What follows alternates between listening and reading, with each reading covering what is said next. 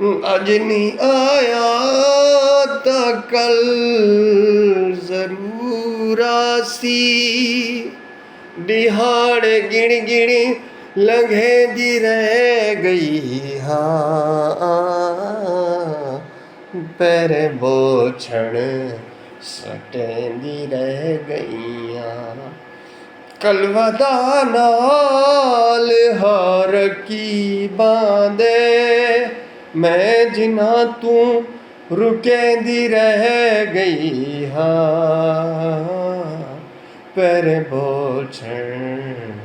سٹیں دی رہ گئی ہاں، سٹیں دی رہ گئی ہاں، رس گڈھولا من دی رہ گئی ہاں، پیر بوچھڑ سٹیں دی رہ گئی ہاں، تے جیویں کوئی آکھے من لے دے، بندے کوڑن کوڑ مریندن، تے میں کٹھیاں ویکھ نہ سکدے، گلا نکھڑن کان کرینن، کوئی نکھیڑ کے شان مر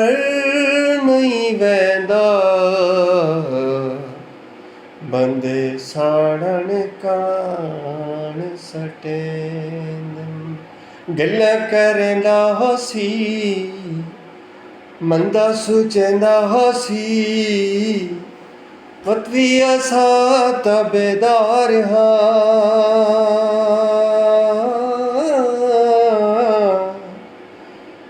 وے اساں تا یاراں دے یار ہاں، عشق نے ساڈا تن من لٹیا ہے، جیویں چل دی ہے آری، جھمرا کیا ہن سرگم کیا ہن، خبر نہ سانو نہ کائی، خبر نہ سانو نہ کائی، مندا سوچیندا ہو سی غیر کھیلیندا ہو سی، وطوی اساں اندے تابیدار ہاں، اساں تا یاراں دے یار ہاں،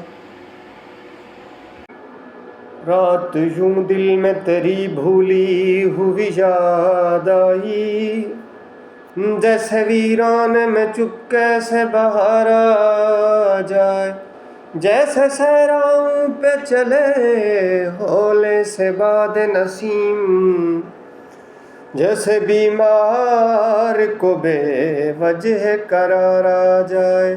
کل بچھڑنا ہے تو عہد وفا سوچ کے باندھ، ابھی آغاز محبت ہے گیا کچھ بھی نہیں، گھنے درخت کی چھاؤں کے نیچے سلا کے چھوڑ گیا، عجیب شخص تھا سپنے دکھا کے چھوڑ گیا، یہ تو اجڑا گھر اسی ایک کی نشانی ہے، جو اپنے نام کی تختی لگا کے چھوڑ گیا،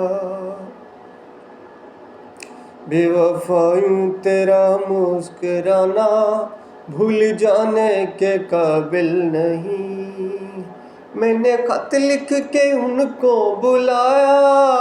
آ کے قاصد نے دکھڑا سنایا، ان کے پاؤں پہ مہندی لگی ہے، آنے جانے کے قابل نہیں ہے، بے وفایوں تیرا مسکرانا بھول جانے کے قابل نہیں، میں نے پوچھا کہ کل شب کہاں تھے، پہلے شرمائے پھر جل کے بولے، آپ وہ بات کیوں پوچھتے ہیں جو بتانے کے قابل نہیں ہے، آپ وہ بات کیوں پوچھتے جو بتانے کے قابل نہیں ہے؟ میں نے پوچھا کہ پھر کب ملو گے،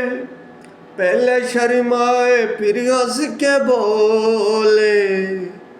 آپ یوں ہی تو دل میں ہیں بستے،